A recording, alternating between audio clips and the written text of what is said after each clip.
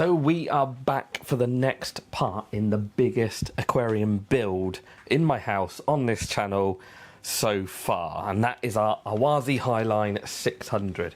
Now today I want to make this look like a riverbank with some big fallen trees that you can possibly already see in the darkness of the tank, and I've also got a new product to test in here, so well, I suppose we better crack on and make this aquarium look amazing. So on the previous instalment of this series, we got this tank in, we got all the filtration in the cupboard, so we got a Biomaster 2 thermo on here, so all of our heating and filtration is housed down in the cupboard. We also got our lighting on here, which is one of my favourite features, because this is the new motion control lighting from Awaza. Now, with these, we probably turn them on, so if I turn that one on, and we go in and turn that one on, they have got so many different colours that you can choose from, like African cichlid settings, Amazon settings, half moon, or you can do your own. So I'm excited to see what this lighting looks like with water and plants and fish, because it is super, super bright and you can change the colours so much. I think you're going to be able to get a real good pop and a real good look out of all your fish and plants. Now, as I say, today's plan is to get this aquascaped. I'm not sure I'm going to get chance to get the planting done today, but we'll get it done by the end of this episode 100%, because even if I have to come back tomorrow and finish this tank, then we'll do it. Oh, that's my pump. So I've also got a Stream Max pump for some additional flow. I don't know if we're going to put that in there yet, but we'll keep it, and I won't throw the box for that one. That's our lighting box. Oh, gentle. I nearly just smashed a light bulb and I moved all the lights. Okay, I need to be more gentle next time, more gentle. The more I've played with this tank over the last few weeks of having it in my house, the more I've really actually enjoyed it. The lid lifting up in one go, the lighting, the filtration all housed in the corner. It has just been nice. Everything's really well thought out. But as you can see now, these two big bits of wood are going to stay. I want it to look like a big fallen sort of side of the river, edge of a lake sort of style thing. So having them both pointing the same way and falling down is going to give me some open areas for sand here, and then some planting in the back. At least that's what I think, and that's where that new product comes in. And that new product that I'm excited to try is base soil. Now, base soil is a new, like, nutrient-rich substrate to go under your sand / gravel, depending on what you choose, that will, well, promote the growth of roots for your plants and feed them, and yeah, just make everything better. I'm really excited to try this because everything I've read on it, wow, it sounds like an amazing product. So yeah, shout out to Awaza for a cool new product, but this is going to go in the back. Now, you could put the base soil, and in the past I would have, but you could put the base soil in bags, like net bags, to go underneath. Because of these bits of wood and the stones that I've got going in here, I think that would be quite tricky to end up getting the mesh bags where I need them. So I'm just going to go with a layer in all the places I need it, and then cover it with sand. And not buy any really diggy fish that are going to dig down into that. And I'm talking like earth eaters and things. Echinodorus, they'll be absolutely fine. Now, I still haven't 100% decided what plants are going in here. I've got a good selection, but I've sort of changed my mind a couple of times, and yeah, it's a tricky one, to be honest. But I know the majority of the ones that are going to be going in this sort of back section and in amongst the wood are going to be heavy root feeders. So this stuff is just going to provide a great source of nutrition for them. It says in the instructions to do a layer of about 3 or 5 centimetres, and it also says that this bag will do 100 to 200 litres. Now, obviously this tank is a lot larger than that, nearly 600 litres, 580 I think, give or take. But because I'm not going to be covering the entire bottom of the aquarium, I'm only doing essentially like planting pockets, I shouldn't, hopefully, need as much, because I really want that area to be sand, because I want to see like catfish and cichlids and stuff, like little ones, all busying about in these two sort of sand areas. So it's only everything behind the wood that we're going to be putting this soil in.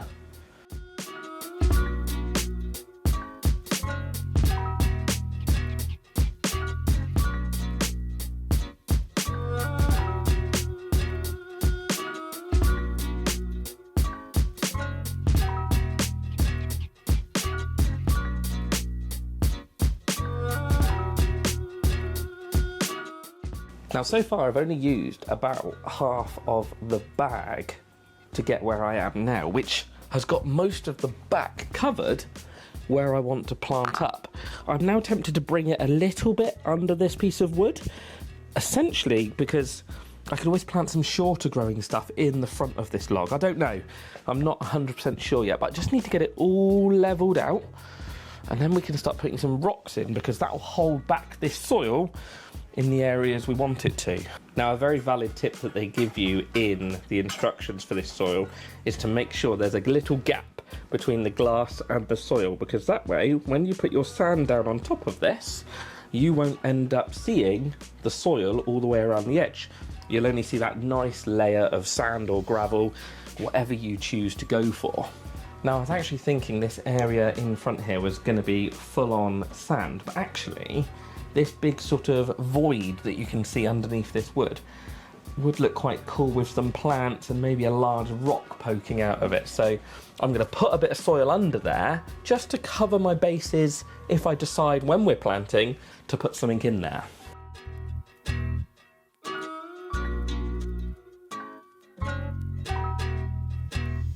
So I actually ended up using the majority of the bag of that base soil. So it is about right. That bag says it will do 200 litres if you use the whole thing. And if I was covering this entire tank, I think a couple of those bags would be ideal. But next, I want to get these bags of pebbles in, start positioning them and try and give it, I don't know, that riverbank feel that I want.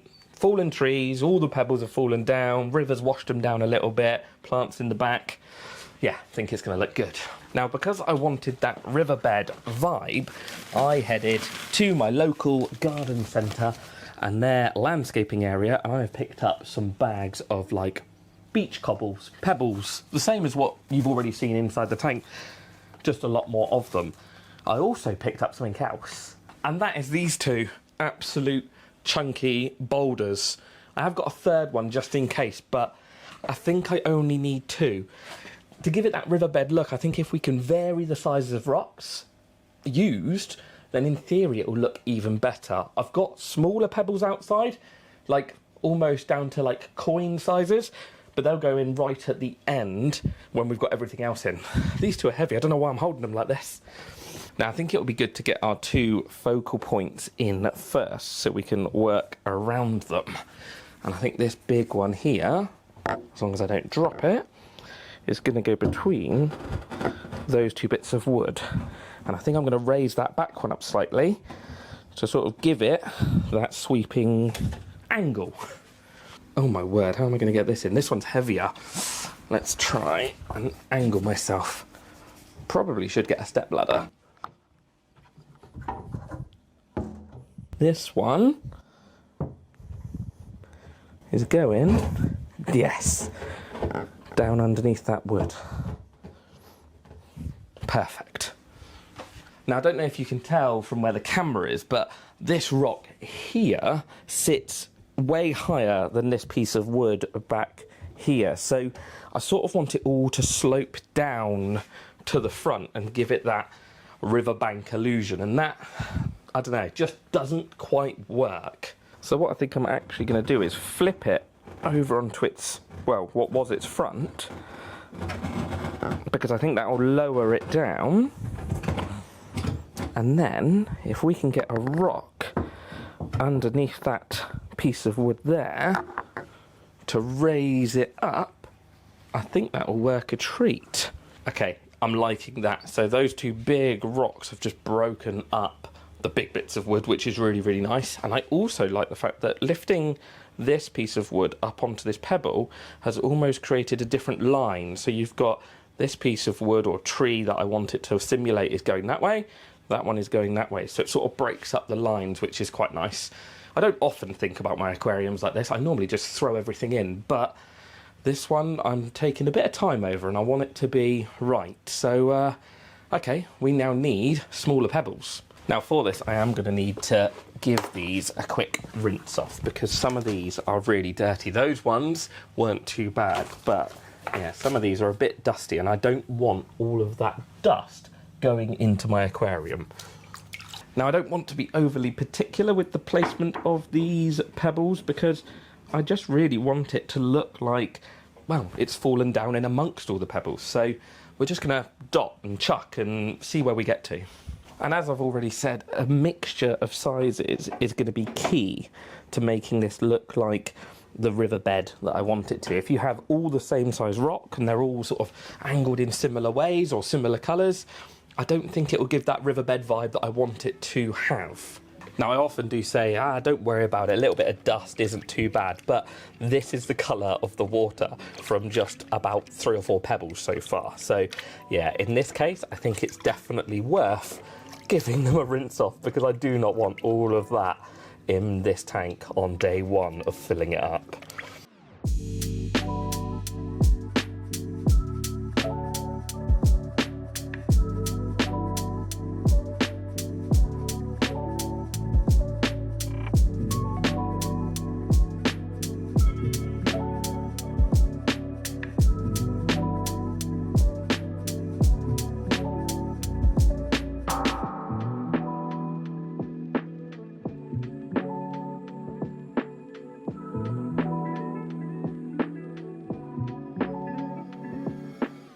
So that's our large and our medium pebbles, let's call them, done. I don't want to go too crazy because I've got another 2 bags of essentially, well, smaller and smaller again that I want to blend it all out into.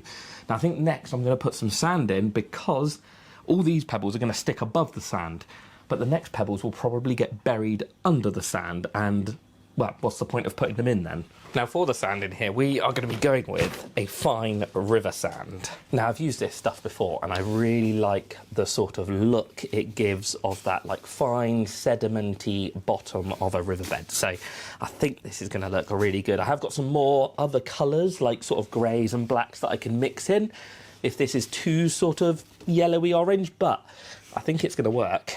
So moment of truth, let's see how this looks. I am so excited to get this tank actually full of fish and sand and rocks and wood and water.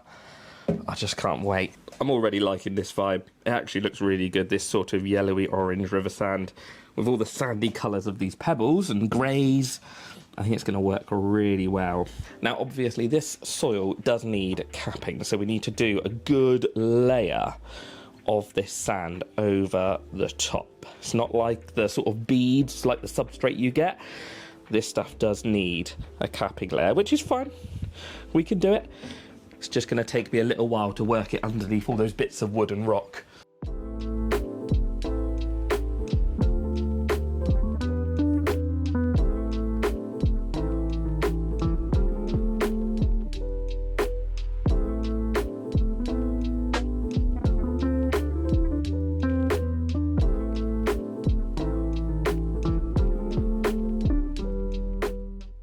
Now I just need to get all the sand off of the wood because otherwise that's going to cause me all sorts of grief when I come to filling it up in a minute.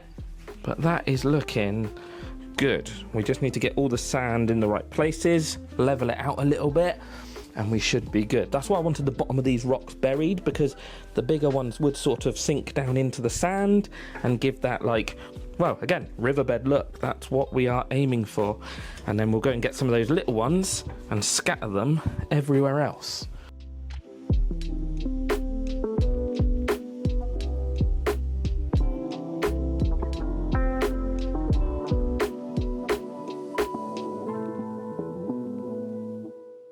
Now next up is little pebbles and even littler pebbles.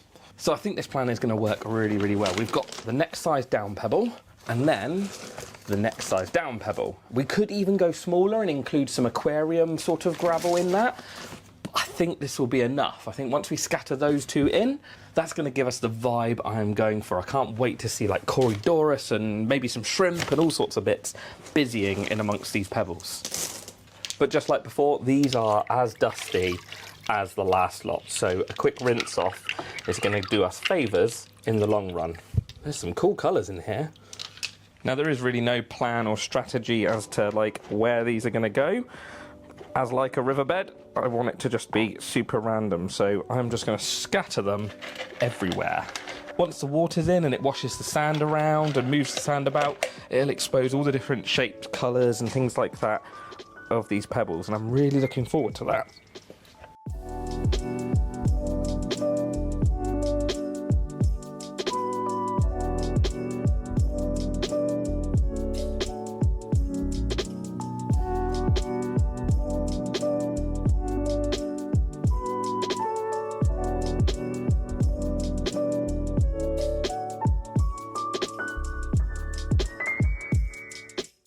And now we need to do the littlest ones.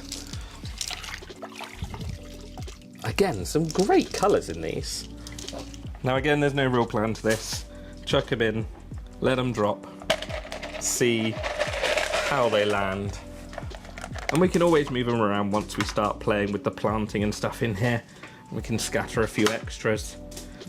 But yeah, we're not going to worry too much about where these go. I think it's looking very riverbeddy. I'm liking how that has come together. I like that we managed to get the wood sort of slightly in different angles, and I love that underneath that big bit of wood we've got some caves and some sort of swim throughs, which I might mess around with actually in a minute. I might put some more rocks in amongst it so that we can get some hiding spaces and some breeding spots for cichlids and things like that. So we shall see, but I'll do that once we get the planting going. But it is 3 o'clock. I've got to go and pick up Quinn from school, and well, we will revisit the planting on this either later on this evening or possibly tomorrow, depending on how we get on. So yeah, we'll fast forward a little bit and I'll see you in the next 5-6 seconds. We are back to get this tank planted. Now I've had a thought overnight, which did occur to me, is I don't know how floaty these two bits of wood are. So I'm going to get some glue some spots onto these rocks so that hopefully that anchors it down. Then I'll take you out into the fish garage because we've got tons of plants to choose from, and I think my mind has changed a little bit. I keep going back and forth and I really can't decide what plants to go for. Now any cyanoacrylate glue is fine to use in your aquarium, and hopefully this is like a sort of a liquidy version, and we're just going to soak it into that edge there, and this should keep all these bits of wood down. Famous last words. They're big bits of wood. They are going to be quite buoyant, I think. Now this one back here is a little bit trickier because it's not got much of a contact point, but I'm just hopeful that we can do this and then chuck some sand down in there and create some sort of bond. There are products you can get on the market that will do this, and there is also tissue paper that you can use.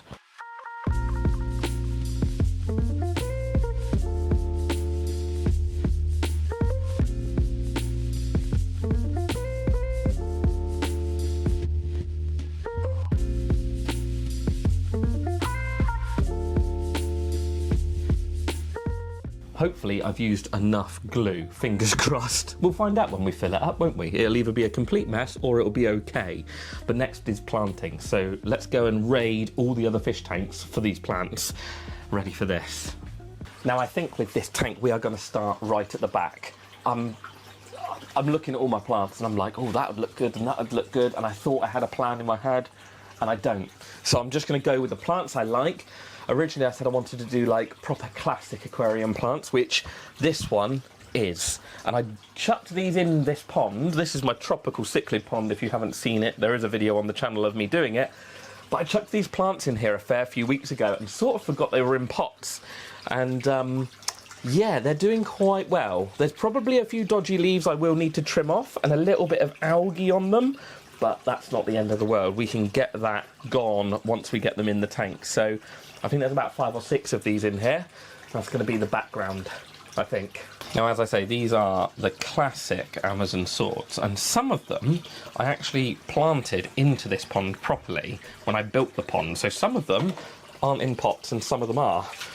Now, as I say, these are going to be my background plants, but I do want to tidy them up because there is a few leaves that are not looking their best, and there are a few leaves with algae on them. So once I tidy them up, they'll soon shoot back. Some people will even cut most of the leaves off before they plant them in, so they're starting with fresh stuff, but I want to keep some of the leaves at least. I'm also going to use this tub so that we don't get water all over the floor. So all I'm doing, you can see there's a bit of algae and a bit of gunge on the top of that leaf. That one can come off. That one's got a hole in it, so that one can come off. But any of the rest of them, even if it's just got a little bit of algae on, that'll be fine, because we're going to get some cool algae eaters in here.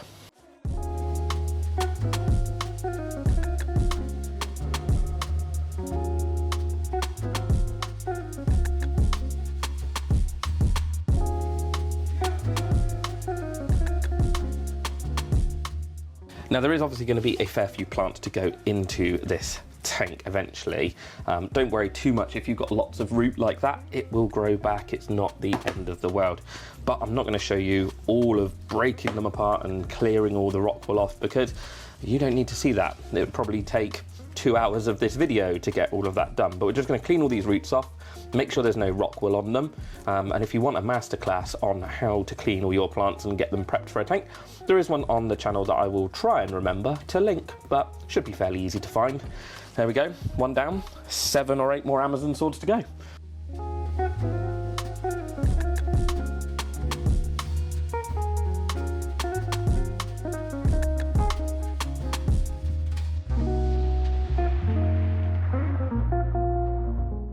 So with all of these done, I plan to just use my tweezers, and hopefully that will give me the extra arm length I need to get them into the back. Now we are going behind that wood, all the way back there, and just going for a load of them all the way across the back. Oh, first plants in the tank. There has been spiders living in here. That was the first livestock in here because they were on the wood, but that's cool to see a first aquarium plant in there. Oh, this is gonna look epic.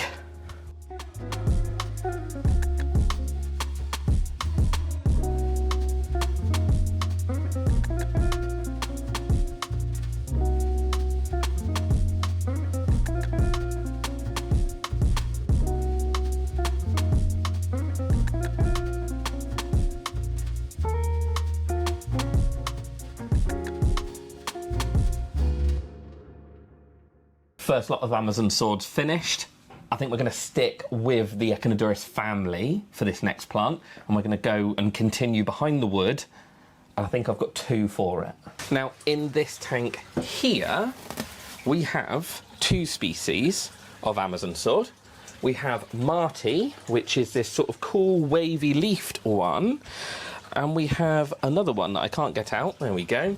Oh, a couple of leaves have gone over on this one, but this one here is rosé. I'll have to trim off the dodgy leaves, but those 2 together, sort of tailing down from the big Amazon sword, should look really good.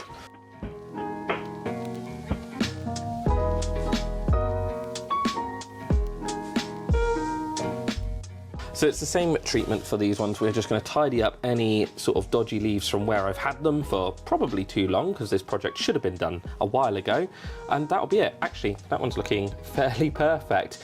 As always, shout out to Aquafleur for some of the nicest aquarium plants. They are so, so good, and I've had these for weeks just sat in an aquarium with a light over the top, and look how strong they are. Not fertilised them, not dosed them with anything. They're brilliant.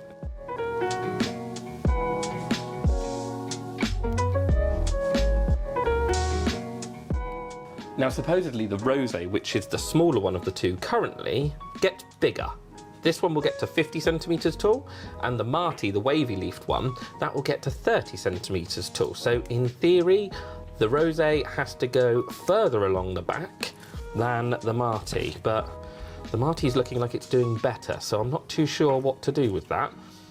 I think we will trust the label. We'll go with 50 centimetres down to 30. That's all we can do.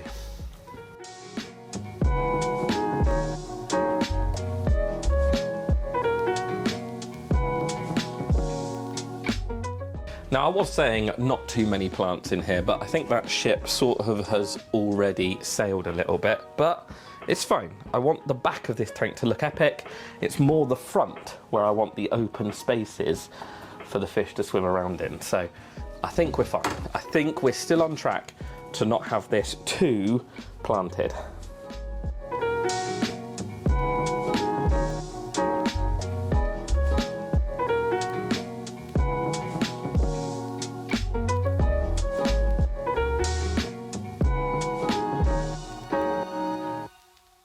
Last Amazon sword in, it's the wavy leafed martii, or martii, or yeah, it's got two eyes, martii. I'm sure one of you will correct me in the comments if I'm majorly wrong on the Latin name pronunciation or scientific name pronunciation, but we know what we're looking for. Martii with two eyes, it's fine.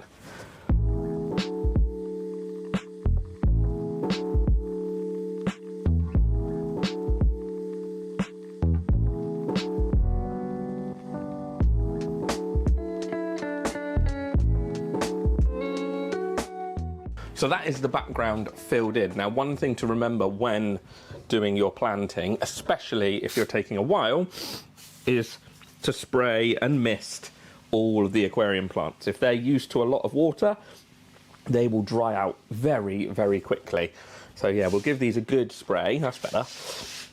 Make sure that they're all damp, and then we'll come into this middle triangle section here. And again, I'm not sure what we're putting in there yet. Now, next up, this was one of the plants that I couldn't decide on, and the lights are off down in this quarantine tank currently. So I'm just going to grab one out and show you. I really don't know if these are going to be too big, but I love them. This is Aponegeton or Aponegeton, or yeah, however you want to say it. And they're just such a cool plant. I can't remember what species it is. I'll have to have a look. I've got the label here somewhere. But yeah, I think we're going to have to put them in. They're going to be big, but it's a big tank, and it will look really good with fish swimming through them. Now, I've just found the label for these plants, and they are supposedly Longiplumilosis. Obviously, as normal, I'll put all of the plant names, as long as I remember them all, down in the description for you guys and girls to go and see. But they are a bulb plant, so you can see the little bulb there, and I've just had them planted in that quarantine tank with a little bit of nutrients, so they've done quite well. I'm still unsure whether they're going to work, but I'm thinking in this gap here between the wood and maybe one further back. Boom. Yeah, I think that's going to look cool. Now, I haven't always had the best of luck with these plants, so we shall see how they do in here. Yeah, I've got to be careful. I don't want to destroy the leaves. There we go. How am I even going to get it there? Number 3, I want back down in this gap back here. No, don't destroy all the leaves. Now, next up, to fill in those front gaps and that middle gap, I'm going to go for a load of Cryptocorynes. Now, in this tank here, we have got a few different species. We've got spiralis, we've got undulatus, and we've also got a couple of the smaller species, which I think will work for in front of the big bits of wood. I've just got to work out how many of these we need. Now, the good thing with the species of plants, crypts, is there are loads of different sizes. So some of these that I've got here are going to grow to 40, 50 centimetres. Some of them are going to stay shorter at like 15 to 20 centimetres. So we should be able to build a nice collection and grade them from smallest at the front to larger at the back.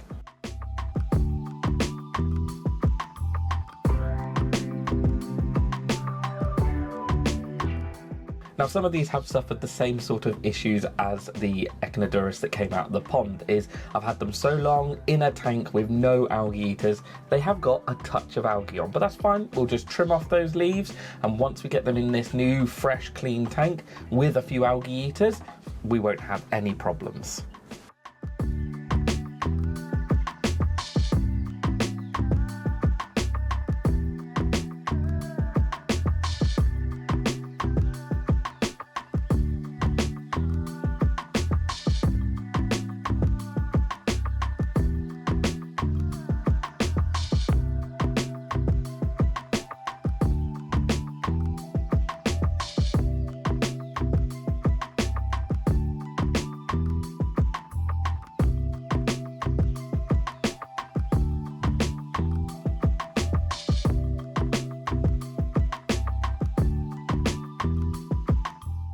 Now, last but not least is the Aquarium and the nevellii. I want these mixed into sort of the front edge.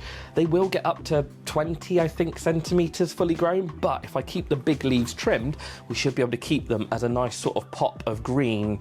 I just don't want that line of wood and rock sort of separates the back and the front. And I think we just need to bring some pops of green into the front.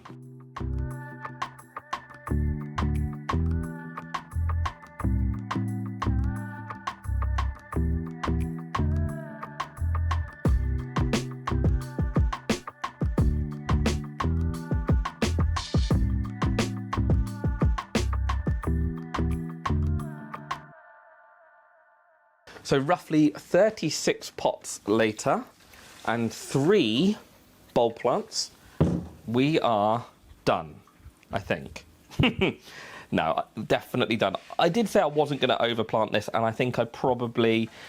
No, I think I've done well. We've got some sand areas in the front, we've got some open spaces underneath the wood and stuff for cichlids, and then tons of plants that are going to grow up in the back and give all those tetras that I have plans for hiding spaces. So I guess now we've got to fill it up. Not with this though, fill it up with an actual hose pipe, because this would take me absolute years. Look at the colour of that wood. Oh, this is going to look so good. Right then, let's get this filled and find out if I glued the wood enough. We're just going to go full bore tap water and get it filled. Might be a bit murky, but at least this gives me time to go and clean up my mess.